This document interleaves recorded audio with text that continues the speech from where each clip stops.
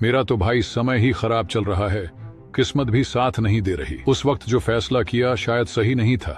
काश मैंने वो गलती नहीं की होती। उसने मेरे साथ अच्छा नहीं किया। अगर वो मेरे साथ ना होता तो शायद आज मैं यहाँ नहीं होता। उसने मेरा इतना समय खराब किया, वरना मैं अपना लक्ष्य हासिल कर चुका होता। काश मैं उससे कभी मिला ही नहीं होता। अच्छा होता अगर मैंने दूसरों के बजाय खुद को प्राथमिकता दी होती तो शायद आज यूं बर्बाद ना होता। कभी कभी ऐसा लगता है कि यही ख्याल आपके भी दिमाग में चलते रहते होंगे।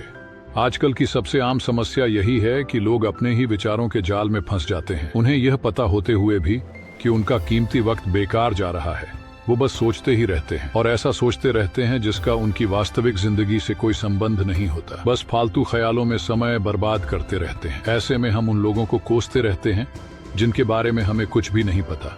उन्हें बिना वजह दोष देते रहते हैं। सोचते रहते हैं वो कहाँ गया होगा, उसने फोन क्यों नहीं उठाया, घर समय पर क्यों नहीं आया। ऐसी छोटी छोटी बातों पर अपना समय और ऊर्जा बर्बाद करते रहते हैं। अंत में क्या हासिल होता है? कुछ भी नहीं। सिर्फ हमारा वक्त और मौके हाथ से निकल जाते हैं। ये ओवर थिंकिंग की आदत आपको डुबो देगी। आपको पता भी नहीं चलेगा कि कब सोचते सोचते दिन रात में बदल गया और ऐसे ही कई साल निकल गए। किसी और को अपनी गलतियों का जिम्मेदार ठहराते ठहराते हम खुद अपने सबसे बड़े दुश्मन बन जाते हैं। इसलिए समझो कि इंसान अपनी स्थिति का जिम्मेदार खुद होता है। अगर आज आपके साथ कुछ अच्छा हो रहा है तो इसका श्रेय भी आपको ही जाता है, क्योंकि आपने मेहनत की, अपना समय सही जगह लगाया। और अगर कुछ बुरा हो रहा है तो उसके लिए भी आप ही जिम्मेदार हैं, क्योंकि आपने अपने समय को बर्बाद किया और खुद को दूसरों के प्रभाव में आने दिया। अब बात करते हैं ओवरथिंकिंग से बचने के उपायों की। मैं आपको 5 पॉइंट्स बताऊंगा जो आपको इस समस्या से बचाने में मदद करेंगे। पॉइंट 1, खुद को बिजी रखें। खुद को जितना व्यस्त रखोगे उतना ही बेमतलब के ख्यालों से बचोगे। खाली दिमाग शैतान का घर होता है। अगर आप फ्री बैठे रहेंगे तो फालतू ख्याल दिमाग पर हावी हो जाएंगे और आपको डिप्रेशन में धकेल सकते हैं। अपने समय को प्रोडक्टिव चीजों में लगाएं, परिवार के साथ वक्त बिताएं, गेम खेलें या अपनी हॉबीज पर ध्यान दें। पॉइंट 2, अपने विचारों पर नियंत्रण रखें। हम दुनिया की हर चीज को कंट्रोल करना चाहते हैं, लेकिन अपने विचारों पर नियंत्रण करना भूल जाते हैं। विचार लगातार चलते रहते हैं और अगर आप उन्हें रोकने की कोशिश नहीं करेंगे तो ये आपको अपनी ही बनाई हुई काल्पनिक समस्याओं में उलझा देंगे। मेडिटेशन और योगा का सहारा लें, फिक्स रूटीन बनाएं। पॉइंट 3, एक्सेप्टेंस, स्वीकार करना। गलतियां सभी से होती हैं, लेकिन अपनी गलतियों के गिल्ट में रहना सही नहीं। अपनी गलतियों को सुधारें और उनसे सीखें। जो बीत गया उसे स्वीकार करें और आगे बढ़ें। अगर किसी ने भरोसा तोड़ा है तो इसका मतलब यह नहीं कि आप किसी पर भरोसा करना ही छोड़ दें। पॉइंट 4, ओपन टॉक, खुलकर बात करें।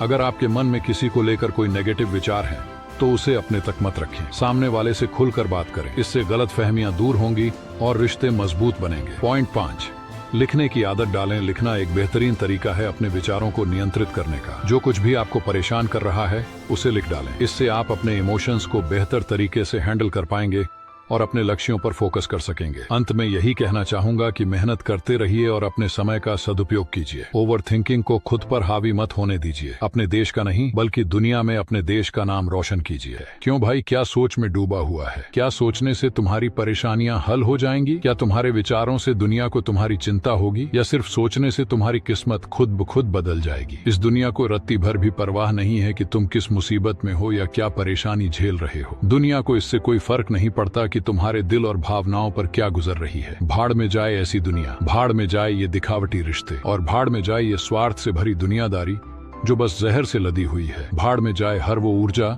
जो केवल नकारात्मकता फैलाती है। भाई, तुम किसी का कितना भी भला कर लो, उसे कितने भी अच्छे दिन क्यों ना दिखा दो, लेकिन बदले में तुम्हें क्या मिलेगा?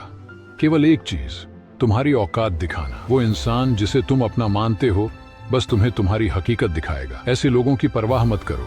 कल एक छोटा सा प्रयोग करना, किसी ऐसे व्यक्ति की जो तुम्हें अच्छा इंसान मानता हो मदद करना, लेकिन शाम तक किसी एक काम के लिए उसे मना कर देना। फिर देखना वो तुम्हारी 10 मददें भूलकर सिर्फ उस एक बात पर खफा हो जाएगा। यही दुनिया का असली चेहरा है। भाड़ में जाए ऐसी दुनिया जिसमें 100 बार भला करो और एक बार मजबूरी में मदद न कर सको तो गद्दार कहलाते हो। लेकिन इससे परेशान मत हो, ऐसे स्वार्थी लोग हर जगह भरे पड़े हैं।